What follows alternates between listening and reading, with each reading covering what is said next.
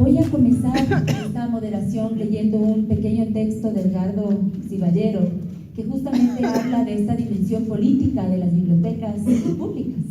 Y en ese sentido dice así: la biblioteca puede garantizar libertades y derechos humanos tan básicos como la educación, la información, la libre expresión, la identidad y el trabajo. Y también puede enseñar a leer las leyes que nos protegen y los contratos injustos que intentan explotarnos, y la historia verdadera de las luchas de nuestro pueblo y las técnicas para solventar nuestras carencias. En realidad, una biblioteca puede enseñar lo que desee enseñar, porque posee el arma más potente que existe sobre la tierra. Esa arma no se carga con pólvora, ni escupe fuego y muerte. Funciona a base de información y de ella florecen ideas, comprensión, saber, inteligencia y cultura. Creo que este pequeño texto puede ser justamente esa catapulta hacia lo que vamos a discutir el día de hoy: la dimensión política de la biblioteca pública. ¿Cuál es el aporte de la biblioteca pública a todo nivel en términos de formación ciudadana? Justamente lo que nosotros intentamos desde la trinchera que ahora ocupo es fomentar la participación y el involucramiento ciudadano. Pero no solamente se da a través de una normativa, no solamente se provoca a través de una legislación, de una ordenanza. Esto realmente implica que varios actores se involucren justamente para que la ciudadanía pueda estar mejor informada, pero también para que pueda considerarse parte del cambio, parte del desarrollo. En ese sentido, las bibliotecas públicas definitivamente aportan a la formación ciudadana para tener una comunidad mucho más crítica, mucho más empoderada, y de esta manera definitivamente lograr un desarrollo equitativo de los diferentes territorios. La biblioteca pública no es solamente un complemento a la escolaridad, que generalmente ese es el enfoque que se le ha dado. Tradicionalmente, incluso desde las familias, vemos a las bibliotecas como ese espacio, insisto, complementario a la escuela, complementario a la academia. Quizás sí que sirve en muchos casos como un espacio de recreación, como tenemos el ejemplo de Medellín, con los parques bibliotecas. Sin embargo, cumplen un rol como muy estigmatizado, y está en nosotros, desde nuestros diferentes campos de acción, el poder cambiar y el poder ampliar esa visión de la biblioteca pública. Justamente yo había notado algunas cositas aquí, y realmente creo que después de esta mesa redonda vamos a lograr evidenciar justamente a la biblioteca a la biblioteca pública como un agente facilitador, un agente que media y que transforma socialmente desde su espacio de acción. Tenemos un aspecto cultural definitivamente, pero también tenemos una dimensión educativa, y en ese sentido realmente creo que la biblioteca pública contribuye para lograr sociedades muchísimo más democráticas. No me quiero alargar mucho más, quizás mencionarles, muchos de ustedes ya conocerán esta realidad en Quito. Nosotros tenemos el gusto de contar con 9 bibliotecas municipales a lo largo y ancho del distrito metropolitano, pero también tenemos 20 puntos de lectura en diferentes casas Somos Quito. Estos son espacios de desarrollo comunitario administrados desde el municipio de Quito, pero definitivamente cuyo contenido es manejado y liderado desde la misma ciudadanía. Además, a nivel nacional contamos con el Plan Nacional de Lectura, que justamente busca promover la práctica de la lectura y de esa manera desarrollar habilidades reflexivas en nuestra ciudadanía y nuestra sociedad. Hoy, tal como nos anunció nuestra presentadora, nos reunimos en esta mesa redonda para analizar la contribución de las bibliotecas y de los sistemas bibliotecarios nacionales en la formación de ciudadanos más informados, mucho más sensibles y capaces de actuar como sujetos de sus proyectos personales, de sus proyectos de vida, y en la construcción de lo colectivo, que es tan importante cuando vivimos en una ciudad, y sobre todo en la preservación de la vida. Esta mesa de trabajo no durará más de 1 hora y media. Tenemos justamente la participación de Sueli y de Jamie, que vienen en representación no solamente de las organizaciones en las que trabajan, sino también de sus países. Cada una de ellas intervendrá durante 30 minutos específicamente. Quiero presentarles primeramente a Sueli Ferreira. Ella ha viajado desde Brasil, como nos comentó Soledad, para compartir con nosotros justamente su experiencia. Ella es presidenta de la División Quinta del Comité Permanente de la Federación Internacional de Asociaciones de Bibliotecarios y Bibliotecas. Atiende a África, Asia, Oceanía y América Latina y el Caribe. En el 2019 cumple su segundo mandato en este cargo. Además, Sueli es académica del Programa de Información Científica de la Universidad de São Paulo y hoy nos motivará a pensar en las bibliotecas públicas vinculadas a la Agenda 2030 y su aporte en el cumplimiento de los Objetivos de Desarrollo Sostenible. Así que, Sueli, bienvenida. Estamos muy atentos a lo que nos puedas aportar y obviamente todos ustedes invitados también a participar en esta mesa redonda. Muy bien. Okay, muchas gracias. Me voy a estar de pie, ¿vale? Bueno, incluso para mirar las diapositivas. Bueno, antes de más nada, yo quería agradecer la invitación. Es un gusto, es mi primera vez en Ecuador, en este país muy lindo, que hace muchos años yo ya lo quería conocer. Pero, como la comentó Soledad, a veces es mucho más fácil nosotros viajarmos a Estados Unidos o Europa do que dentro de la América Latina, ¿no? Que es tan más complicado. Pero hacemos esto porque nosotros amamos nuestra región. Y es muy importante, además, que yo, como ya me presentaron, ¿no? Soy de la IFLA, entonces tengo la oportunidad de conocer los profesionales de los otros países y yo miro que todos, independiente de la región, todos tienen que, como dice, promocionar mucho la biblioteca. La defensa es muy importante, pero creo que en América Latina y Caribe es más todavía. Tenemos que trabajar más para todo eso. Y entonces, con mucho amor y con mucho cariño, con mucho orgullo que estoy acá hoy participando con ustedes. Agradezco mucho, Soledad, por la invitación. Y yo no espero que el primero es un orgullo de estar en el primero, yo estoy llamando primer seminario internacional de las bibliotecas, porque yo espero que tenga el segundo, el tercero.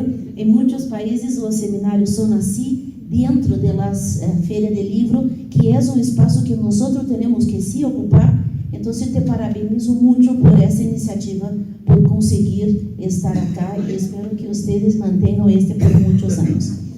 Agradecer a todos también por el trabajo, ¿no? De traerme, y es un placer estar en la mesa. Bueno, me voy rápido porque, bueno, yo puse 57 diapositivas y tengo 30 minutos.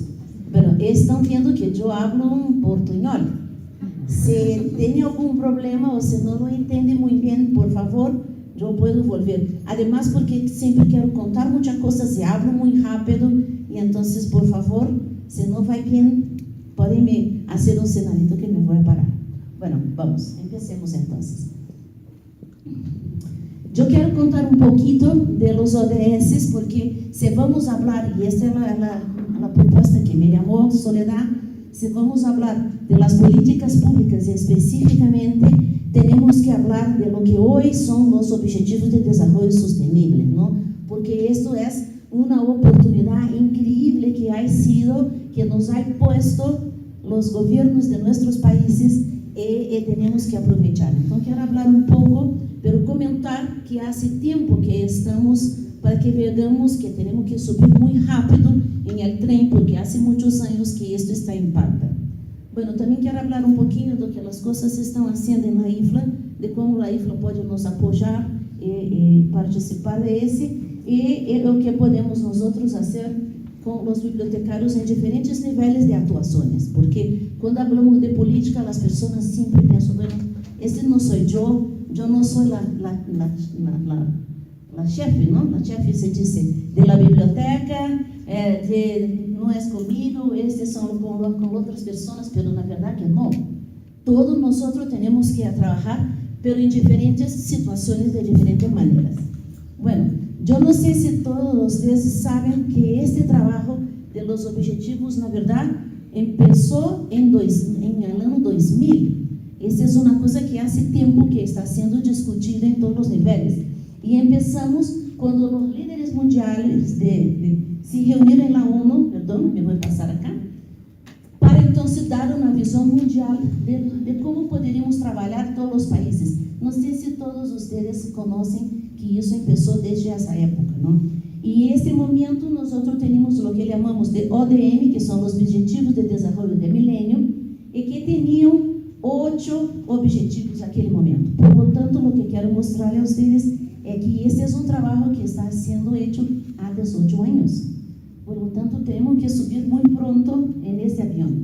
Bueno, esses são os primeiros, os que eram del ano 2000, não? Que já tem alguma coisa que ainda temos hoje. Erradicar a pobreza, educação básica, redução da mortalidade, mas aún não cobriam ainda todas as necessidades. Mas foi um trabalho belíssimo que foram feitos por muitos anos.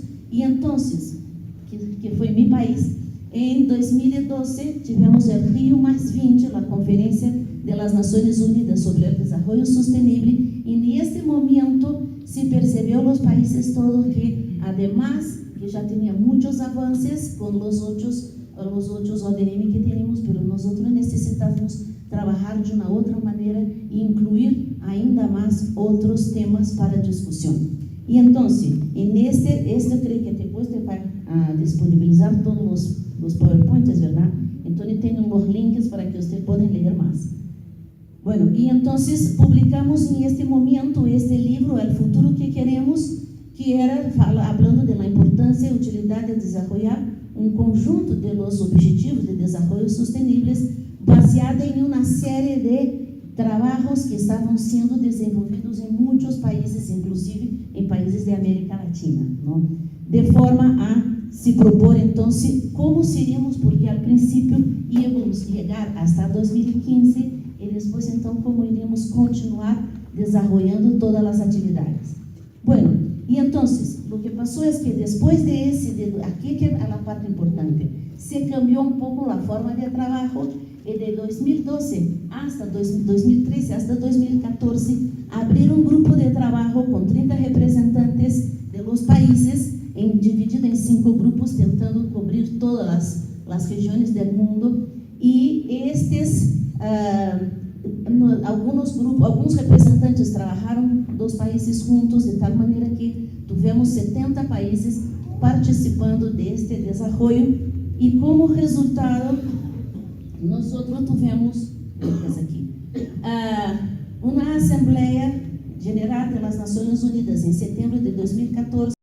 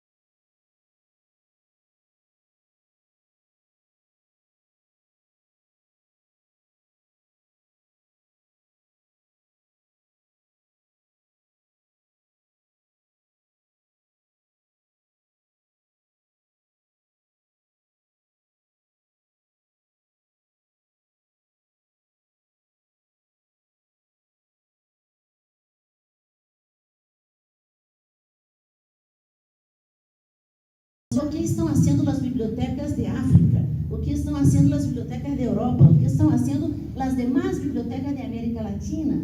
Isso é extremamente importante, verdade? Porque te mostra, te dá suporte a tudo que você pode falar.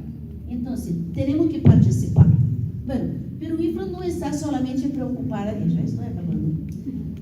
Ai, necessito solamente mais 15 minutos. Bueno, esse é outro tema muito importante, porque además de trabalhar, mira que tem coisas para que vocês se disponibilizem, por lo tanto, todos podem poner informação de suas bibliotecas, para que vocês hagam workshops e treinamento para aprender a trabalhar mais, como desenvolver política, como apoiar, como fazer advocacy.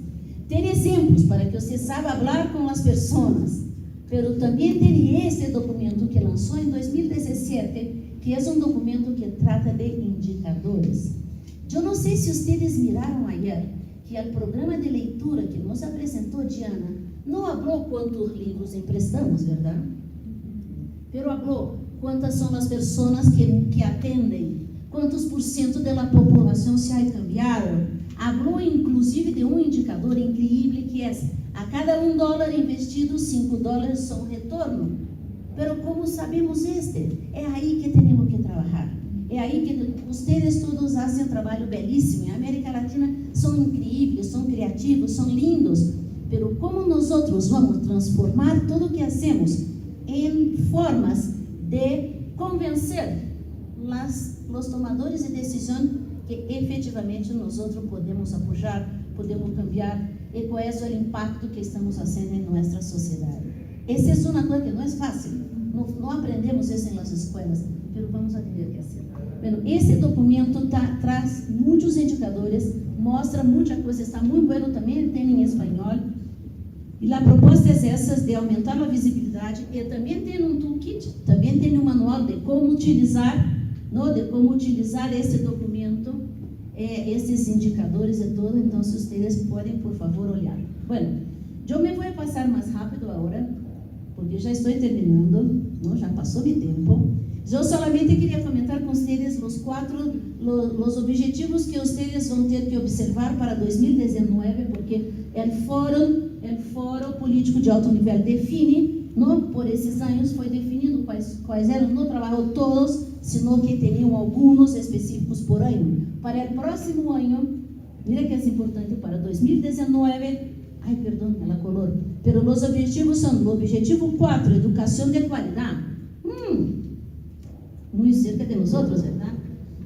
Trabalho decente e crescimento econômico, também. Redução das desigualdades, ação por o clima, paz, justiça e instituições sólidas, é o objetivo 16, e alianças para lograr os objetivos que é o 17. Esses são os temas que para o próximo ano estão trabalhando todos os países. Então, se minha pergunta é, vocês conhecem quem são os membros do Comitê Nacional de Equador para o desenvolvimento do Plano Nacional? Bueno, essa é a primeira tarefa. Todos vocês, depois do almoço, vão trazer os nomes, vale? Quem são? Tem? Não sei. Se tem, quais são, como são, e o que estão fazendo, quando podemos vocês trabalhar com nós estes. Mira, bueno, os países todos têm que fazer voluntariamente um relatório de suas atividades. E Equador ha hecho. Mira que Equador acaba de integrar agora em julho de 2018 seu exame nacional voluntário sobre a implementação. Isso temos que estudar detalhes, não? Aonde estamos, o que podemos fazer e como vamos a trabalhar. Bueno, e además de esse, já estou acabando. Temos um fórum, como se organiza? É o Fórum Político de Alto Nível, são todos os países. Pero os países de América Latina se arreglam, se organizam em um fórum de los países de América Latina e se reúnem antes para que se apoiem, para que saibam o que está passando. Então, este ano de 2018 foi o segundo encontro que passamos, esse já é para 2019, está sempre em Santiago. Bueno, esse não le voy a contar, pero depois puedo, pero esse sim. Bueno, e então, em este ano, em 2018, nós fomos foi um projeto que desenvolvemos em Brasil com a IFLA, em el programa de IAP, e que fomos a Chile en el foro de Latinoamericana, que fue en abril, para preparar para el foro mundial, ¿no? El foro de alto nivel. Y nosotros propusemos un evento, conseguimos incluir las bibliotecas, pero queríamos conversar con los gobiernos, pero só tenemos los bibliotecarios en la sala, ¿sabe? Ese es un problema. Tenemos que saber cómo trazer los demás para escuchar lo que tenemos que hablar, ¿no? Porque siempre hablamos solamente con nosotros. Pero no importa, lo que nosotros conseguimos, logramos fue hacer una declaración. ¿Qué es esa declaración? Es un documento en que nosotros esperamos ampliar la visibilidad, mostrar que las bibliotecas pueden hacer todos los servicios y tener un documento en las manos afirmado por todos los miembros de América Latina específicamente para hablarnos entonces con nuestros gobiernos. Y esto está a disposición de ustedes ahora. Lo que estamos haciendo es que la declaración de Lyon ya está, fue hecha, hicimos esa discusión en Chile, tivemos apoyo de algunos gobiernos, se quedó una declaración muy importante. Yo estoy poniendo acá para firmar, tiene toda la declaración para que quien quiera leer, y tiene la forma para que ustedes, otra tarea para el almuerzo, no, este es para el coffee break, ¿vale? Ustedes van a se conectar en la internet y firmar, ¿vale? Y después leer. Pode firmar, te garantizo que es bueno. Después lee. Bueno, y entonces ese es muy importante, porque es con estos documentos que nosotros vamos a proponernos en cuanto a América Latina. Bueno, y aquí tienen varias preguntas que podemos hacer durante todo este día. Muchas gracias.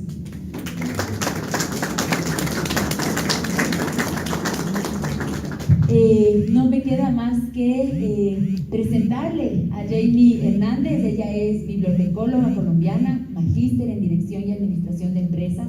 Además es asesora y consultora experta en temas de bibliotecas, lectura y políticas públicas en estos campos. Fue coordinadora de los Planes Nacionales de Lectura y Bibliotecas de los Ministerios de Cultura y de Educación de Colombia y además fue gerente de la Red de Bibliotecas Públicas de Bogotá. Actualmente es la coordinadora de lectura y bibliotecas del Centro Regional para el Fomento del Libro y la Lectura en América Latina y el Caribe y es encargada de la Red Iberoamericana de Responsables de Políticas y Planes de Lectura de Iberoamérica. Esta mañana nos hablará sobre la contribución de las bibliotecas públicas a la construcción de sociedades democráticas y al fortalecimiento del tejido social.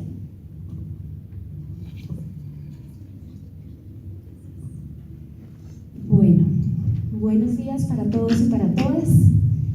Muchísimas gracias a Soledad y a todos los organizadores de este encuentro por la invitación que han hecho al CERLAC a ser parte un poco de esta construcción, como Soledad lo mencionaba al comienzo, desde el CERLAC, que es un organismo que está en Bogotá y tiene su sede allí en Bogotá, Colombia.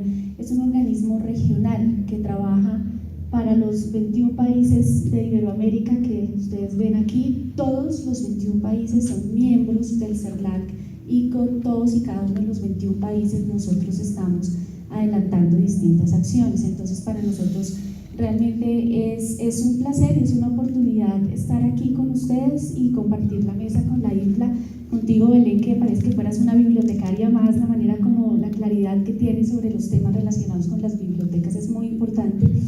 Y yo quiero empezar con una cuña, y es que el CERLAC tiene una nueva página web que les invito a todos a consultar porque es una herramienta clave para la gestión de ustedes como bibliotecarios y como gestores. Allí tenemos un repositorio enorme de publicaciones, de directorios, de instituciones del sector, de convocatorias a nivel de Iberoamérica, de experiencias significativas en temas relacionados con libro, lectura, bibliotecas públicas, escolares, comunitarias. Y es importante que ustedes tengan esta página como referente, que nos sigan en nuestras redes sociales con @CERLAC, ahí permanentemente. En este momento está nuestra directora también aquí con el presidente Lenin en un acto de ratificación e implementación del Tratado de Marrakech aquí en el Ecuador, que es muy importante. Y me alegra muchísimo y creo que ha sido una agenda muy bien pensada. Soledad, realmente quiero felicitarte porque hay una integralidad en la agenda, están los temas que en este momento deben ser prioridad de las bibliotecas públicas, está el tema de la agenda política, está el tema de la primera infancia, está el tema de la biblioteca escolar, que casi siempre, y a nivel de Iberoamérica, que yo estoy en Colombia pero les voy a hablar regionalmente, hay un déficit muy grande y hay una brecha muy grande entre lo que pasa en la biblioteca pública, sector cultura, biblioteca escolar, sector educación, y casi siempre nos decimos, bueno, todo esto de los objetivos de desarrollo y todo esto casi que son más fáciles de ver, ¿no?, traducidos en la gestión y en la acción de la biblioteca pública, pero no tanto en la biblioteca escolar. Entonces me parece un acierto que lo hayan incluido en la agenda. Y quisiera retomar algo que estabas diciendo, Belén, ahora, y es que esta necesidad que todos, yo oía a Soledad haciendo así, alzando las manos cuando Belén decía, tenemos que convencer a los tomadores de decisiones y a los políticos, ¿cierto? ¿Cómo convence uno? Las herramientas y los marcos están dados. Sueli nos acaba de contar este marco de acción global, este marco de referencia tan importante que es un derrotero para las bibliotecas y que nos está diciendo, ojo, estos son los problemas mundiales, hacia allá tenemos que ir y hacia allá tenemos que actuar también desde las bibliotecas, ¿verdad? Pero ¿cómo hacerlo? Si hemos dicho, estamos haciendo casi que una evangelización, este trabajo Sueli que hace la isla desde el CERLAL, nosotros parecemos isla. Andamos país por país hablando de los ODS, del papel de las bibliotecas. Yo creo que la manera más importante y más efectiva de lograr convencer, de hacer ese advocacy en favor de las bibliotecas es sintiendo realmente lo que estamos diciendo. Es cuando a uno le dicen, aprópiense de estos discursos, aprópiense de estas herramientas, de todo esto que está aquí, apropiarse es sentir, ponerse en el lugar del otro y realmente interiorizar y comprender qué es lo que está pasando. Por esa razón, la presentación que yo quiero compartir con ustedes está dirigida un poco hacia decir, ¿y por qué? O sea, ¿por qué hablamos de desigualdad? ¿Por qué queremos hablar de bibliotecas, democracia, inclusión social? Entonces, a mí me invitaron a hablar de la contribución de las bibliotecas en la democracia y en la construcción del tejido social. Y lo primero que quisiera hacer es compartir algunos elementos alrededor de estos temas de democracia y de tejido social. ¿Qué es la democracia? ¿De qué hablamos cuando hablamos de democracia y de qué hablamos cuando hablamos de tejido social? En las noticias casi siempre cuando vemos que hay problemas de violencia intrafamiliar, que hay un enfrentamiento entre la policía y los estudiantes que se movilizan y todas estas cosas, casi siempre el titular es se ha resquebrajado el tejido social, esto es efecto de la ruptura del tejido social, no hay participación, no hay democracia, ¿sí? Entonces, cuando nosotros hablamos de democracia, es la posibilidad de que todas las personas que hacemos parte de la sociedad estemos en igualdad de condiciones para pensar, actuar y decidir. Y cuando nosotros hablamos de tejido social, hablamos de los valores, los principios, la cultura, los elementos identitarios que nos constituyen como tejido. Es la imagen, la representación de esa red. Somos una red que comparte ciertos principios. Cuando hay unos principios y unos valores, unas creencias, una identidad que está débil, esa red se empieza a resquebrajar. Entonces, ¿qué hay que hacer desde nuestro papel como bibliotecarios y desde las bibliotecas públicas frente a esto? Este es el mapa mundial de la desigualdad. Es uno de los tantos mapas que hay, no de los tantos mapas mundiales de la desigualdad, basado en el índice de Gini. Las regiones más oscuras son las regiones más desiguales. Entonces ahí ustedes pueden ver cómo está nuestra región. Pero resulta que de acuerdo con la CEPAL, como todos ustedes sabrán, todos estos documentos es muy importante, y lo decía Zuley también, el trabajo interdisciplinario.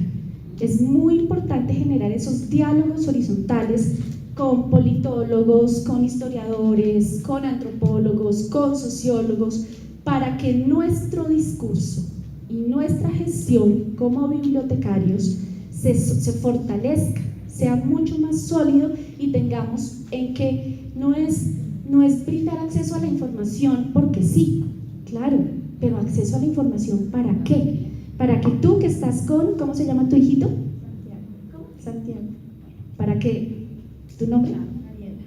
Para que Mariela, que está hoy aquí con Santiago, tenga absoluta claridad de cuáles son los derechos que tiene la primera infancia, de cómo trabajar con su hijo, de a dónde ir a vacunar a su hijo. Para eso accedemos a la información, para que no haya más violación de los derechos de las mujeres, para que podamos votar, para que podamos conocer las propuestas de gobierno, para que mi marido no me maltrate más y yo sepa en dónde está la comisaría de familia o la instancia oficial a la que debo de ir a denunciar, porque si no sé en dónde está y no sé cuál es el horario en el que me van a atender y no tengo ni idea en dónde encontrar esa información, pues esa situación y ese hecho va a seguir presentándose. Entonces, para eso accedemos a la información. Entonces, cuando nosotros hablamos de desigualdad, estamos hablando no solamente de desigualdad en términos de ingresos, ¿sí? O en términos de riqueza. La desigualdad también se refiere al ejercicio de los derechos, de las capacidades, de la autonomía, la libertad, el reconocimiento que tengan las personas, el ejercicio en últimas de una ciudadanía plena, ¿sí? Consciente además y responsable. Entonces hay una matriz de la desigualdad que ha definido la CEPAL y que tiene unos ejes estructurantes que son el nivel socioeconómico, el género, la raza, la etnia, la edad, el territorio, y hay otros que aumentan esas brechas como la discapacidad, situaciones de discapacidad, de estatus migratorio, orientación sexual, y todos esos elementos inciden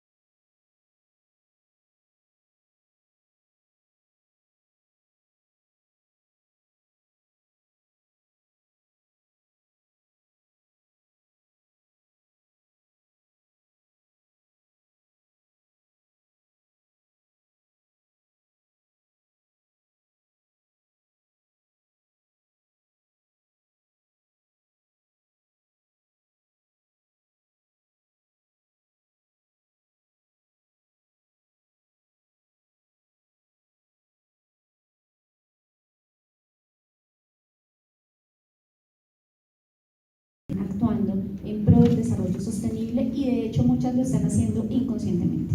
Hay bibliotecas que ni siquiera conocen la Agenda 2030. Hay muchas que no lo conocen, por eso esa campaña de la isla de hacer el programa de promoción y defensa, porque muchas bibliotecas no lo conocen y lo están haciendo. Entonces, este es un caso, por ejemplo, de la biblioteca, la Freeman Branch Library, ya vamos a terminar. Caitlin Bicknick, una niña de 5 años de Texas que nació sin la mano izquierda y llevaba esperando una prótesis funcional durante mucho tiempo. La madre de Caitlin visitaba la biblioteca, que dispone de un makerspace que tiene, entre muchas otras cosas, una impresora 3D. También había descubierto una organización que se llama NAWL y con la cual se puso en contacto para ver si era posible considerar el uso de uno de los diseños de prótesis de código abierto para imprimir una mano para Caitlin. Aquí está Caitlin con su manito, aquí está Caitlin saliendo cogida de la mano con la prótesis que su mamá le hizo en una biblioteca pública, que supo entender para qué se usa la tecnología para la vida cotidiana.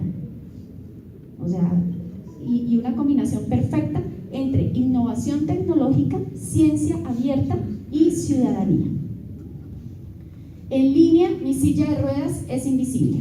Tengo 18 años y tengo parálisis cerebral, una discapacidad física que afecta mi movimiento y mi postura, y por ello tengo que utilizar una silla de ruedas.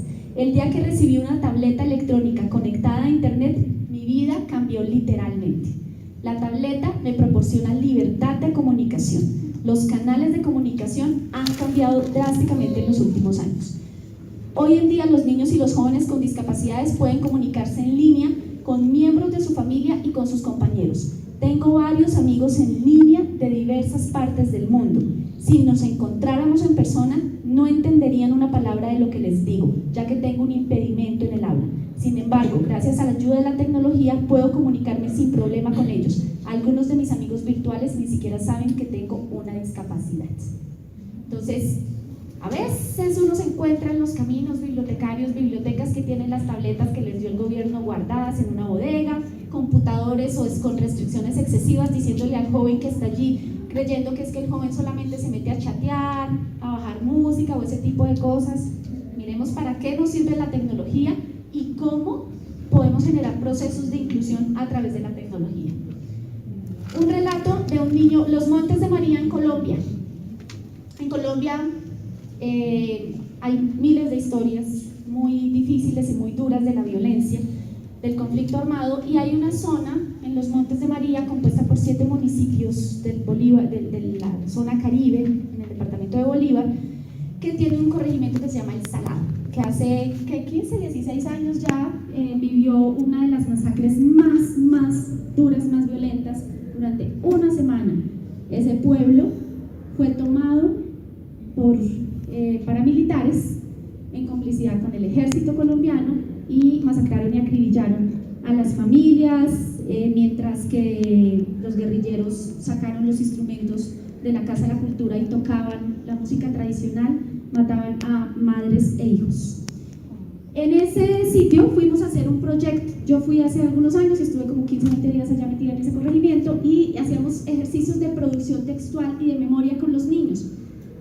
Este relato es de Javier, un niño al que le dijimos, uno de los participantes, vamos a escribir historias, escriban lo que ustedes quieran escribir, cuéntenos algo de su historia familiar, de su comunidad, a ver qué salía y qué podíamos construir con esos relatos.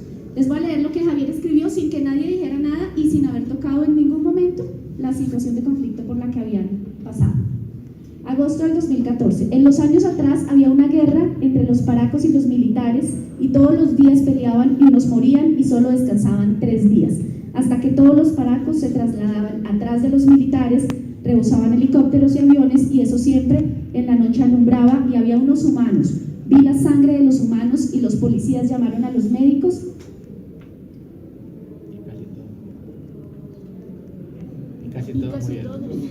y casi todos murieron y alumbraba el plomo y los guerrilleros.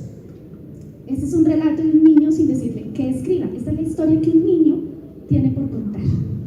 Imagínense la responsabilidad que tenemos las personas que vamos allá y tenemos contacto con esas personas, de ayudarles a construir unas narrativas distintas de sus vidas, porque es que para eso es que sirve la literatura, para darle a las las personas palabras con las cuales nombrar las cosas que a veces no pueden nombrar, no pueden curar. La escritura es un medio para hacer catarsis, para sanarse. Y esas son las historias que viven, y pregúntense acá, ¿dónde están esas historias? O sea, cuando hablamos de eso, de darle la voz a las personas, no es de ser predictivos y decirle, tómele a esto. Es decir, un poco cuál es tu historia, qué te gusta, cuáles son tus intereses, de dónde vienes, en qué contexto, cómo es tu familia, y poner un menú inmenso de posibilidades. A cada persona de ese menú algo le servirá que seguramente puede ser distinto a lo que yo llego creyendo que es lo que le sirve, ¿no? Y aquí hay una serie de ejemplos de proyectos que generan temas de inclusión social, participación, diversidad, que hicieron parte de un proyecto que también apoyó la Fundación Bill y Melinda Gates, que se llama INELI, una red de bibliotecarios innovadores de Iberoamérica, y son proyectos Ciudades Inclusivas en Paraguay. Entonces es una app que se creó en donde si yo voy aquí al Ecuador, voy aquí a Quito a comer esta noche a un restaurante y me doy cuenta que ese restaurante tiene rampas de acceso, ascensores en braille, con audios, cosas que van a generar la posibilidad de personas, de acceso a personas con discapacidades. La puedo poner en la app y rankearlo. De esa manera las personas que tienen discapacidad y tienen acceso a esa app pueden ir y moverse más fácilmente por la ciudad. Fue un experimento muy bonito. Vean este video que está acá, es el video de la persona que creó este proyecto, que es una persona que tiene también un problema de discapacidad, y hacían procesos de poner a personas que no tienen ninguna condición de discapacidad a situarse en el lugar del otro. Temas de solidaridad y de empatía, por ejemplo, trabajados a través de las bibliotecas. Todos sabemos la tragedia que viven nuestros hermanos venezolanos, sabemos toda la movilización, todo el movimiento pues, de personas venezolanas que están llegando a los países pues, cercanos, y Cúcuta es la principal ciudad receptora, ¿no? Está en el límite, en la frontera con Venezuela, y es la principal ciudad receptora. Entonces en Cúcuta se hizo un trabajo para sensibilizar a la ciudadanía y evitar procesos de exclusión, de xenofobia, de racismo, para que pudieran generar mejor convivencia, buscar trabajo y ese tipo de cosas. En Antioquia, según los datos del Instituto Nacional de Medicina Legal, de los 47.000 casos de violencia que hay contra mujeres en Colombia, en 2015 4.000 fueron en Antioquia. Y este es en uno de los municipios más, en los que más se presenta este hecho de violencia contra la mujer. La biblioteca, en alianza con la Secretaría de la Mujer, con movimientos sociales feministas que hay en Medellín, generaron este proceso, de pronto Gladys lo conozca, que se llama Retratadas, que tuvo, por ejemplo, actividades como tomas del espacio público, exposiciones fotográficas, conversatorios con mujeres, talleres, centros de interés, exposiciones sobre mujeres en la literatura. Todos estos libros de antiprincesas y demás que están ahora tan de moda, hablaban un poco sobre los roles y los estereotipos de género que existen. Entonces, esos son ejemplos clarísimos de cómo podemos contribuir al desarrollo sostenible, porque hay un elemento que quizás no hemos mencionado mucho, y es que así como el desarrollo económico, lo medioambiental y lo social son ejes estructurantes del desarrollo sostenible, la cultura también lo es. Sin cultura no hay desarrollo, sin identidad no hay desarrollo. Y la UNESCO y de la otra organización internacional en este momento, pero la UNESCO logró que se reconociera la cultura como el cuarto elemento del desarrollo sostenible. Entonces, cuando nos hablen de desarrollo, no es un discurso económico, es un discurso en el que nosotros tenemos un rol fundamental y al que de verdad desde el CERLAT queremos invitarnos que lo incorporemos y lo apropiemos para el quehacer y la revitalización de las propuestas bibliotecarias que realizamos permanentemente. Esto es todo y muchísimas gracias.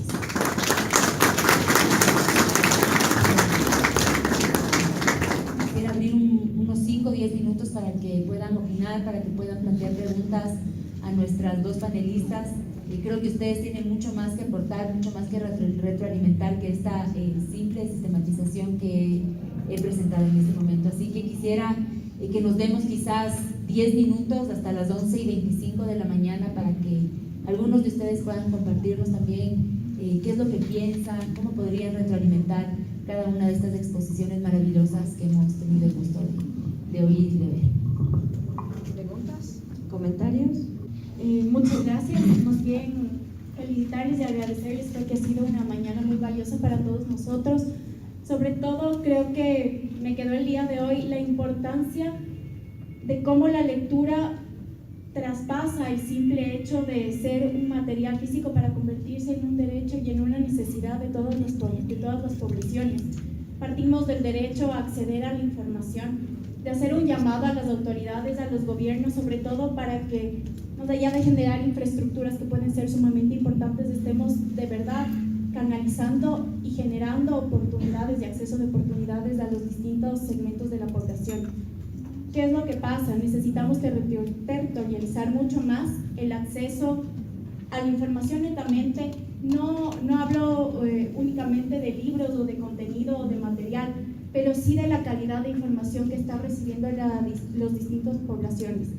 En Ecuador tenemos 16 pueblos y nacionalidades indígenas y no estamos garantizando el derecho a una información oportuna a todas ellas. ¿Por qué? Porque no necesariamente estamos generando material bajo el cual ellos puedan comprender, entender y saber qué derechos son los que tienen como ciudadanos. Creo que ese es uno de los pilares fundamentales que tenemos que encaminar. Asimismo, me parece sumamente importante. Antes que nada, quiero felicitarlos a los panelistas que están en este momento. En realidad, este último tema deja mucho que reflexionar. Uno de ellos es el asunto de ir y el asunto de la ruralidad, lo que tú decías. Yo creo que también, además de lo que tenemos que hacer en biblioteca, también habría que capacitar también a los recursos humanos, en este caso a los bibliotecarios, en estas temáticas, porque realmente el sentido y el fin de las bibliotecas se lo ha tenido con otro concepto, simplemente la biblioteca es un lugar para realizar consultas y nada más. Yo tengo 40 años trabajando en biblioteca, y entonces yo he pasado por varias experiencias, desde cuando me inicié joven, cuando la biblioteca simplemente se iba a consultar, no se podía hacer ningún ruido, ni siquiera arrastrar la silla. Entonces nosotros como bibliotecarios nos íbamos formando con esas reglas tan estrictas. A mí me daba pena cuando iba una chica con el hermanito pequeño, porque antes las madres acostumbraban a enviar a los hijos a consultar a la biblioteca, pero con los hermanos pequeños. ¿Por qué? Porque pensaban de que la chica se iba a ver con el enamorado en la biblioteca, o se iba por otro lado, iba a la biblioteca. Entonces para los niños les resultaba molestoso. En esa época no teníamos espacios infantiles. Y las reglas en la biblioteca donde yo trabajaba eran tan estrictas que no dejábamos entrar a los niños a la biblioteca.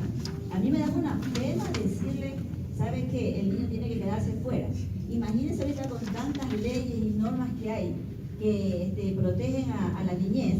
Entonces a nosotros nos hubiesen dado un juicio, nos hubiesen enjuiciado por haber maltratado de esa forma a los niños. Bueno, entonces yo creo que la respuesta a todo esto es usted tiene que arreglarse en grupos, usted tiene que hacer alianzas, usted tiene que fortalecerse en cuanto persona, porque uno no va a cambiar todas esas cosas, no es que el gobierno que se va a cambiar, sino que nosotros que tenemos que decir, mira, es por eso, es por eso. Entonces, a mí me parece que hoy, que siempre nosotros peleamos, no tenemos plata, no nos incluyen, no nos ven, no es verdad, recebemos unas cosas, pero ahora, para mí, la agenda es una oportunidad de nosotros agora sabemos hablar, tenemos oportunidad de decir, mira, usted tiene que cumplir esto y yo te puedo ayudar, porque antes nosotros no teníamos siquiera la oportunidad de hacer una conversa con el director, con el alcalde, que sea, pero ahora tenemos. Entonces, si de acá no nos movemos, entonces me queda muy mal, ¿no? Porque nosotros no estamos efectivamente trabajando para esto. Sí, y entonces creo que esa es la primera cosa, por eso me encanta el trabajo asociativo. Tenemos que estar en grupo, tenemos que hacer alianza, pero sí, también tenemos que hacer fuera de la biblioteca, no solamente con nosotros. Yo no tuve oportunidad de hablar de la sociedad civil, pero ese es tem un grupo, na verdad, no sé acá, pero en Brasil, usted no puede creer la cantidad de proyectos que están siendo desarrollados, que son exclusivamente proyectos de bibliotecarios, pero no están en las bibliotecas, están en las organizaciones no gubernamentales. Tenemos muchas personas que son muy activistas Y nosotros no somos activistas, ¿verdad? No tenemos ese perfil. Entonces, una oportunidad de nosotros hacermos alianza con estos grupos y entonces trabajarmos juntos, vamos a aprender, vamos a dar, no vamos a hacer trocas, porque sabemos hacer servicios, pero quizás no somos muy activistas. Bueno, eso es para mí la parte más fundamental. Si nosotros no nos organizamos, no vamos a salir de nada. Mi comentario es exactamente en la misma línea. Yo quiero invitarlos a que se pronuncien, a que se movilicen, si bien no estamos acostumbrados a salir a marchar a la calle como lo pueden hacer los movimientos estudiantiles u otros. Hay un mecanismo y una oportunidad enorme que es la red, las redes sociales. Háganse oír, digan lo que piensan. Todas las personas que alzaron la mano y no pudieron decir algo, escríbanlo, manifiesten su pensamiento en Twitter, tagueen, ahí pongan el Twitter del ministro de Cultura, el Twitter de la presidenta de la isla que está siguiendo a nivel mundial qué está pasando.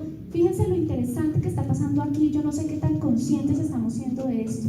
Nosotros no nos estamos reuniendo como eran antes los congresos de bibliotecarios para hablar de si hacemos catalogación nivel 1, catalogación nivel 2, de que no, de si hacemos servicio de referencia o servicio de conmutación bibliográfica. Estamos hablando, las prioridades cambiaron. Ya no estoy hablando de que mi materia prima es el libro y la colección que tengo ahí adentro y estoy ensimismado en las cuatro paredes de la biblioteca. Mi materia prima es la sociedad, es lo que está pasando allá, el fenómeno social y el ser humano. Y para él es para el que trabajo. Entonces, si yo tengo claro ese cambio de prioridad y para qué es que existe hoy en día la biblioteca, porque es que esto también se debe a que el mundo cambia y a que la biblioteca o cambia o ahí sí desaparece. Y entiende todo esto y entiende que su labor va mucho más allá de organizar una linda colección, o si no va a desaparecer en nuestra labor como bibliotecaria. Entonces todos estos elementos son elementos que Soledad y su equipo han puesto aquí y están trayendo para que cada uno de nosotros fortalezcamos nuestro discurso y empecemos a movilizarnos. En serio, yo quisiera ver muchos de ustedes en este momento mientras nosotros hablamos en el celular, así como lo estás haciendo tú. ¿Cómo te llamas? La que está allí riéndose. ¿Cómo te llamas, Verónica? Porque cuando uno está hablando es impresionante la manera como se va regando el discurso, el poder que tienen las redes sociales. Entonces que Soledad coja ahorita el micrófono y diga algo y alguno de ustedes coja y taguee a Soledad y diga en Twitter y luego otro y otro y otro y otro y otro y otro y nos vamos movilizando y se va generando un movimiento muy grande que está diciendo, oiga, esto que pasó en Ecuador es importante, mire que allá están pensando y están abordando temas de agenda mundial distintos. Entonces estamos moviéndonos del lugar, toda una comunidad bibliotecaria, y si empezamos a taguear medios de comunicación, influenciadores sociales importantes del país, el @CERLAL, el @IFLA, todos estos, Ministerio de Cultura, esto